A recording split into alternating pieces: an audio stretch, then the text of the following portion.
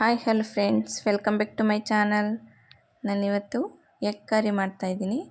ನಾನು ಯಾವ ರೀತಿ ಮಾಡ್ತೀನಿ ಅಂತ ನೋಡೋಣ ಬನ್ನಿ. ನಾನಿಲ್ಲಿ ಒಂದು ಪಾತ್ರೆನ ಬಿಸಿ ಹಾಕಿಟ್ಟು 1 ಸ್ಪೂನಷ್ಟು ಎಣ್ಣೆ ಹಾಕ್ಕೊಂಡು, ಒಂದು ಚಿಟಿಕೆಯಷ್ಟು ಅರಿಶಿನ, ಒಂದು ಸ್ವಲ್ಪ ಅಚ್ಕಾರದ ಪುಡಿ, ಸ್ವಲ್ಪ ಉಪ್ಪು ಹಾಕ್ಕೊಂಡು ಎಗ್ಗೆಲ್ಲನೂ ಫ್ರೈ ಮಾಡ್ಕೊತಾ ಇದ್ದೀನಿ. ಈ ಥರ ನಾನಿಲ್ಲಿ 5 ಎಗ್ ಅಷ್ಟೇ ಯೂಸ್ ಮಾಡ್ತಾ ಇದ್ದೀನಿ. ನಾನಿಲ್ಲಿ ರುಬ್ಬೋಕ್ಕೆ ಇವಾಗ ಸ್ವಲ್ಪ ತೆಂಗಿನಕಾಯಿ ತುರಿ ಮತ್ತು ಗೋಡಂಬಿ ಬಾದಾಮಿ, ಒಂದು ಅರ್ಧ ಈರುಳ್ಳಿ, ಸ್ವಲ್ಪ ಕೊತ್ತಂಬರಿ ಸೊಪ್ಪು ಇಷ್ಟನ್ನು ರುಬ್ಕೊಳ್ಳೋಣ. ನೋಡಿ, ಇದು ಈ ಥರ ಫ್ರೈ ಆಗಬೇಕು. ಫ್ರೈ ಆಗಿದೆ. ಇದನ್ನ ಈಗ ಸಪ್ರೇಟಾಗಿ ಎತ್ತಿಟ್ಕೊಳ್ಳೋಣ.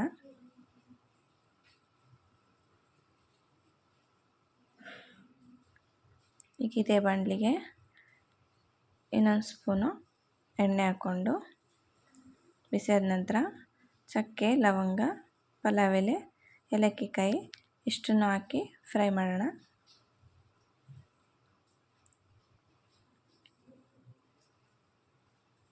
ನಾನಿಲ್ಲಿ ದಪ್ಪ ಗಾತ್ರದ ಈರುಳ್ಳಿ ಕಟ್ ಮಾಡಿ ಇಟ್ಕೊಂಡಿದ್ದೆ, ಅದನ್ನ ಈಗ ಒಗ್ಗರಣೆಗೆ ಹಾಕ್ತಾಯಿದ್ದೀನಿ. ಇದನ್ನೀಗ ನೀಟಾಗಿ ಫ್ರೈ ಮಾಡ್ಕೋಬೇಕು. ಕಲರ್ ಬರೋ ತನಕ ಚೆನ್ನಾಗಿ ಫ್ರೈ ಮಾಡ್ಕೋಬೇಕು.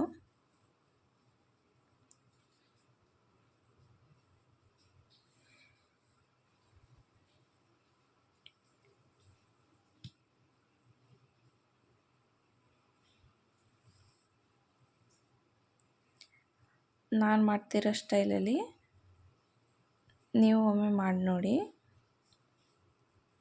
ನಾನು ಮಾಡ್ತಿರೋದು ಇಷ್ಟ ಆಗಿದ್ದರೆ ಕಮೆಂಟ್ಸ್ ಮಾಡಿ. ನೋಡಿ, ಒಂದು 3 ಹಸಿಮೆಣಸಿನಕಾಯಿ ಹಾಕ್ಕೊಂಡಿದ್ದೀನಿ, ಮತ್ತು ಸ್ವಲ್ಪ ಕರಿಬೇವು ಹಾಕಿ ಈಗ ಅದನ್ನು ಫ್ರೈ ಮಾಡೋಣ.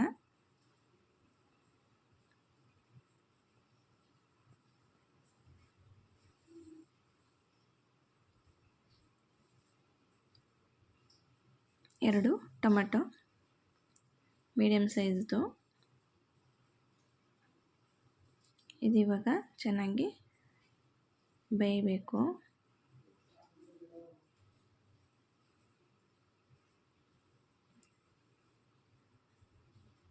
ಸ್ವಲ್ಪ ಅರಿಶಿನ ಪುಡಿ ಮತ್ತು ರುಚಿಗೆ ತಕ್ಕಷ್ಟು ಉಪ್ಪು ಹಾಕ್ಬಿಟ್ಟು ಚೆನ್ನಾಗಿ ಫ್ರೈ ಮಾಡಬೇಕು.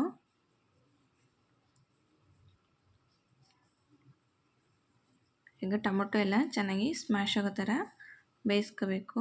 ಸ್ವಲ್ಪ ಒಂದು ಅರ್ಧ ಸ್ಪೂನಷ್ಟು ಶುಂಠಿ ಬೆಳ್ಳುಳ್ಳಿ ಪೇಸ್ಟ್ ಹಾಕಿದ್ದೀನಿ. ಈಗ ಟೊಮೊಟೊ ಎಲ್ಲ ಚೆನ್ನಾಗಿ ಸ್ಮ್ಯಾಶ್ ಆಗೋ ಥರ ಚೆನ್ನಾಗಿ ಫ್ರೈ ಮಾಡ್ಕೊಳ್ಳೋಣ.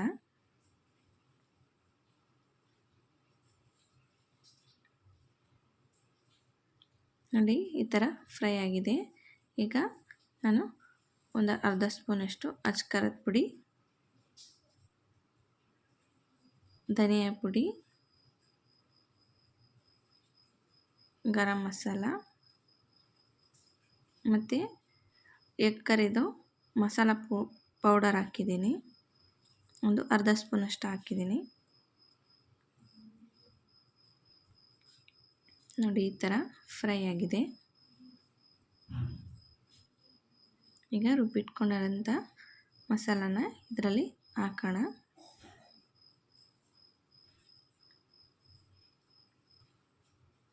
ಒಂದು ಲೋಟದಷ್ಟು ನೀರು ಆ್ಯಡ್ ಮಾಡಿ ಈಗ ಚೆನ್ನಾಗಿ ಬಾಯ್ಲ್ ಮಾಡ್ಕೋಬೇಕು.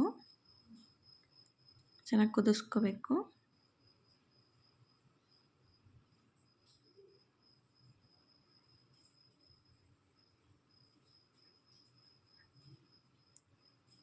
ರುಚಿ ಏನಾದರೂ ಕಡಿಮೆ ಆಗಿದರೆ ನೋಡಿಕೊಂಡು ಮತ್ತೆ ಹಾಕ್ಕೊಳ್ಳಿ.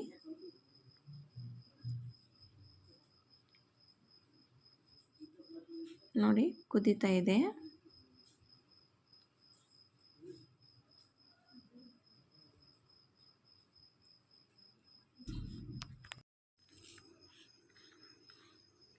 ಈ ಥರ ಚೆನ್ನಾಗಿ ಕುದಿಸ್ಕೊಂಡು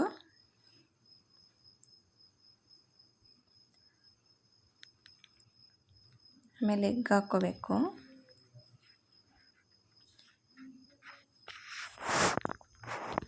ನಾನು ಮಾಡೋ ಥರನೂ ಒಮ್ಮೆ ಟ್ರೈ ಮಾಡಿ ನೋಡಿ. ಟೇಸ್ಟು ತುಂಬ ಚೆನ್ನಾಗಿರುತ್ತೆ. ಚಪಾತಿಗೂ ಆಗುತ್ತೆ, ಇಡ್ಲಿ ದೋಸೆ ಯಾವುದಕ್ಕೆ ಬೇಕಾದರೂ ಅಡ್ಜಸ್ಟ್ ಆಗುತ್ತೆ.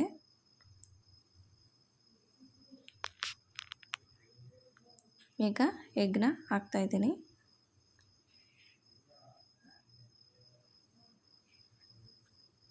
ಈ ಥರ ಮಾಡ್ಕೊಂಡಿರೋದ್ರಿಂದ ಮೊಟ್ಟೆ ಕಲಸೋಗಲ್ಲ.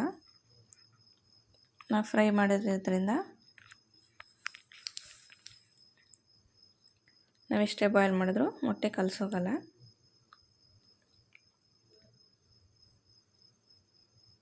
ಮೊಟ್ಟೆ ಹಾಕಿದ ನಂತರ ಒಂದು 5 ನಿಮಿಷ ಕುದಿಸ್ಕೊಂಡ್ರೆ ಸಾಕು. ನೋಡಿ, ಎಗ್ ಕರಿ ರೆಡಿಯಾಗಿದೆ. ಬಿಸಿ ಬಿಸಿ ಎಗ್ ಕರಿ ಚಪಾತಿ ಜೊತೆಗೆ, ಅನ್ನದ ಜೊತೆಗೆ, ರೊಟ್ಟಿ ಜೊತೆಗೆ ಎಲ್ಲದರ ಜೊತೆಗೂ ಸವಿಯಲು ಸಿದ್ಧ.